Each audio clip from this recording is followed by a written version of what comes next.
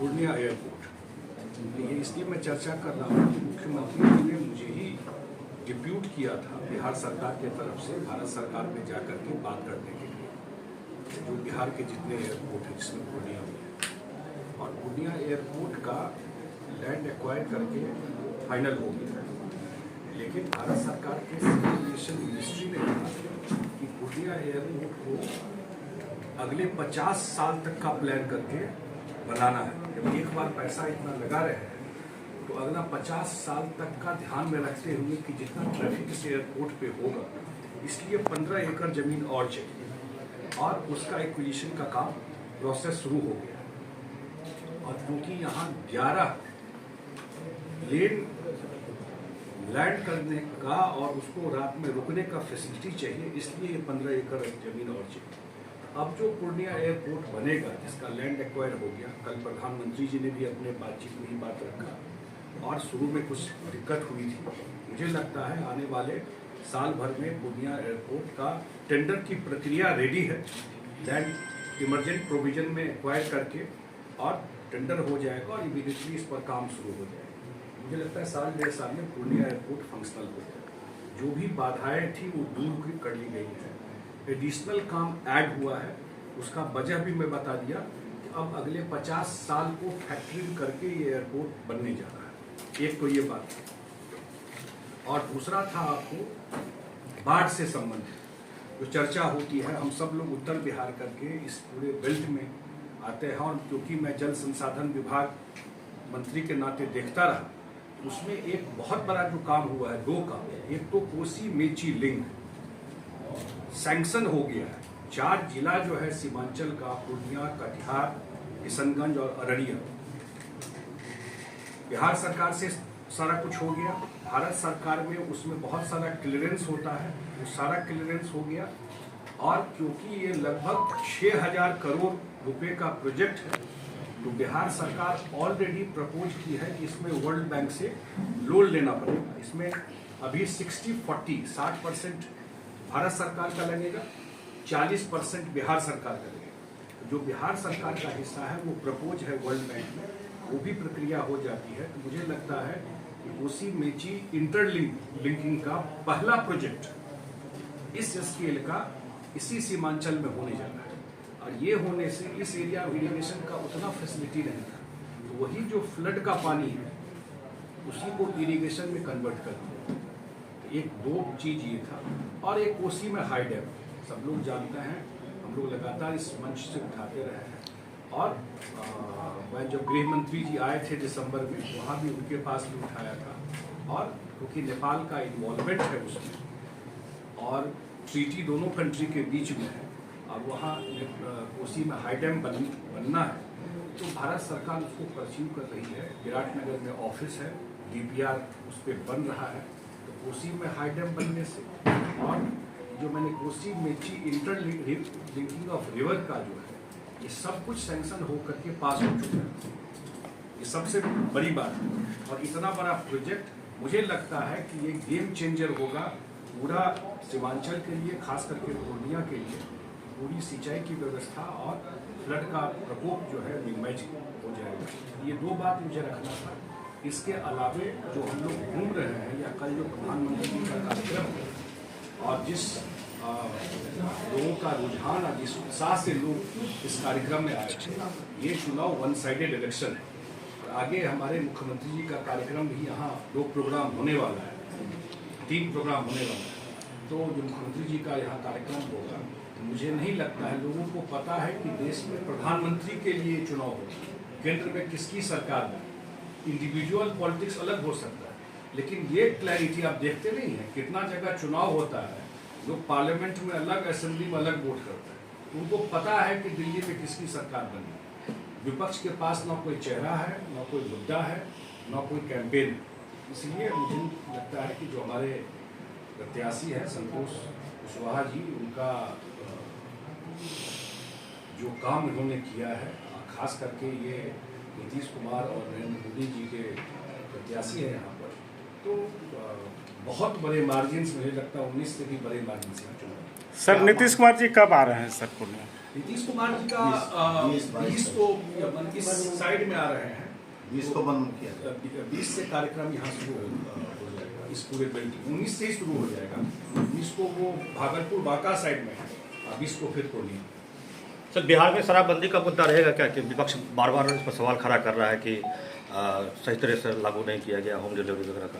देखिए, ये जब आप इतने बड़े स्केल पे ये काम करते हैं, 2016 से आज हो गया 2024, बहुत हिम्मत चाहिए ये काम करने के लिए।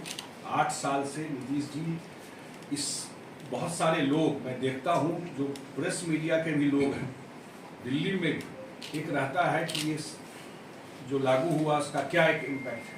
मुझे लगता है कि ग्राउंड स्तर पर बहुत बड़ा इम्पैक्ट पड़ा है। 100% गारंटी किसी चीज को लोग नहीं दे सकता, इसमें समाज का भी सहयोग चाहिए, सबका सहयोग चाहिए। योगी जी का भी कार्यक्रम वगैरह है क्या? अभी कार्यक्रम सब तय हो रहा है, जब तय हो जाएगा तो जानते क्या सर आप ये मानते हैं कि इस इलाके के लिए एयरपोर्ट और बाढ़ बड़ा मुद्दा है? बिल्कुल बड़ा मुद्दा है। और मैं बताया कि जो अगला इनका टेन्योर होगा संतोष जी का, उसमें यहाँ जल्द ही यहाँ से फ्लाइट उड़ेगा। सारा बाधा मैं डिटेल में बता दूं, सारा बाधा दूर हो गया है। 52 एकड़ लैंड एक्वायर हो चुका है, 15 एकड़ होना है, वो भी प्रोसेस में है, टेंडर की प्रक्रिया रेडी। कहीं न कहीं परेशानी हो रही है क्या इस मुद्दे को? आप लोग जो लोगों से मिलते हैं, कहीं परेशानी क्यों होगी? क्योंकि लोगों को विश्वास है कि हम ही लोग कर सकते हैं, दूसरा नहीं कर सकता है। अगर कोई कर सकता है डिक्लेयर करना तैयार है, वही मैं कह रहा हूँ। लोगों को पता है कि ये काम यही सरकार, नरेंद्र मोदी की सरकार ने उड़ान स्कीम लाया है। काहे नहीं इससे पहले जब 60 साल सरकार था तो यहाँ से फ्लाइट उड़ाता ना। अभी तो 2 ही एयरपोर्ट सैंक्शन है ना, और कोई एयरपोर्ट सैंक्शन नहीं है भारत सरकार से और बिहार सरकार से। दरभंगा और पूर्णिया 2 ही एयरपोर्ट उड़ान स्कीम में सैंक्शन है। अब कुछ लोग कोर्ट चले गए जो किसान थे, तो इसमें कुछ ना कुछ कंफ्यूजन रहा। अब सारा बाधा दूर हो गया है और इमीडिएटली इस पर काम शुरू हो जाएगा। ये नहीं, आज हम सबों के बीच में पार्टी के राष्ट्रीय महासचिव, राज्यसभा के सांसद आदरणीय बड़े भाई संजय झा जी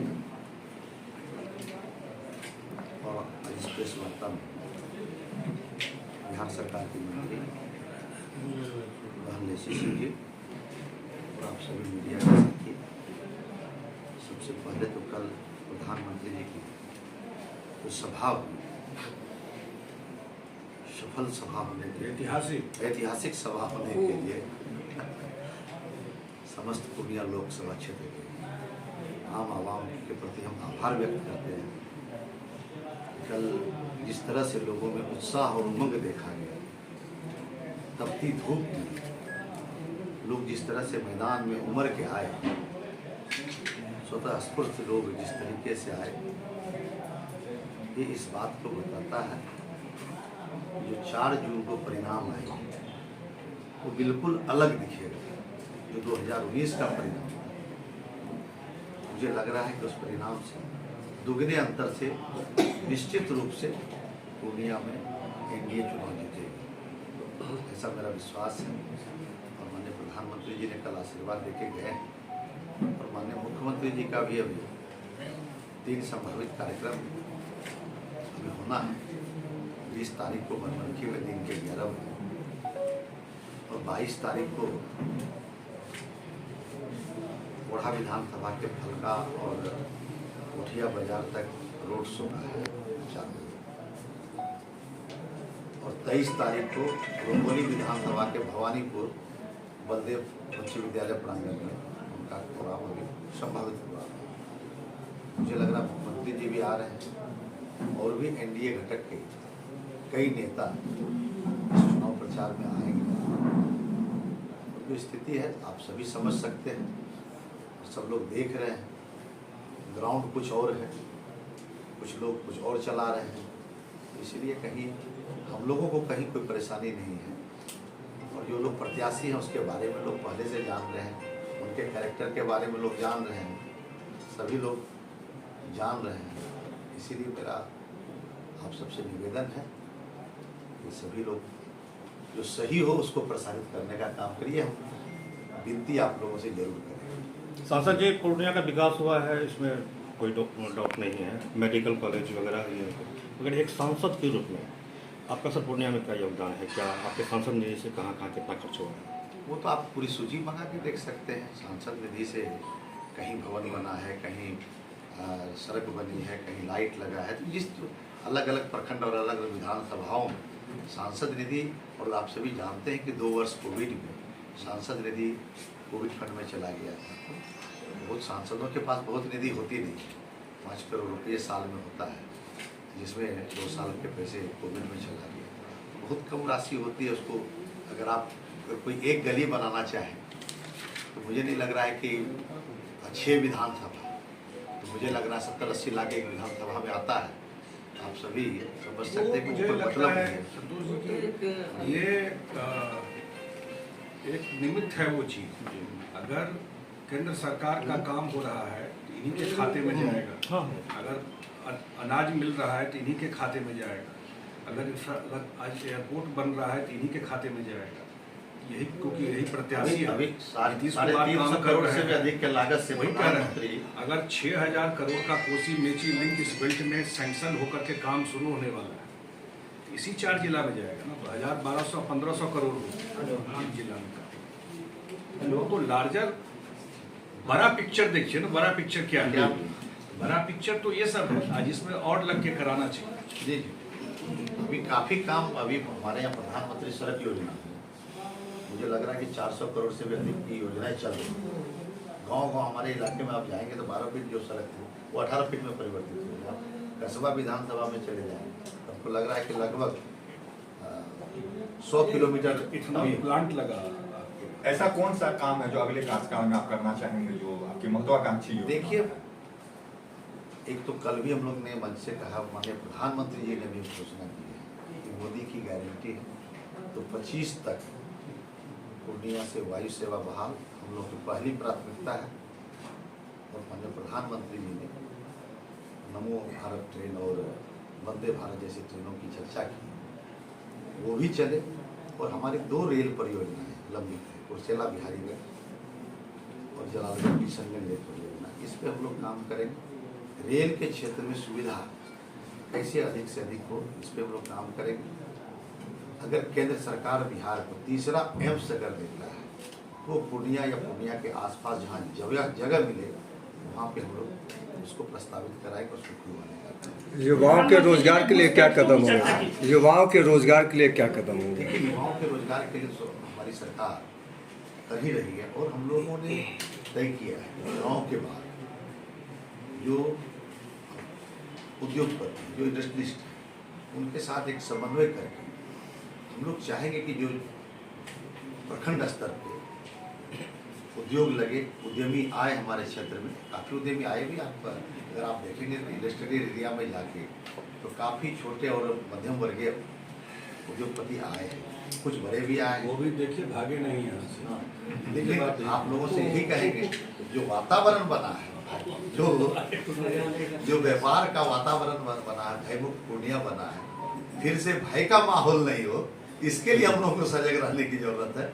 इसीलिए पूर्णिया को बचाना, जो पूर्णिया आगे बढ़ रहा है, फिर 2005 के पहले का पूर्णिया नहीं बने, जो महाजंगल राज नहीं पूर्णिया में लौटे, इसकी चिंता सबकी जिम्मेवारी है।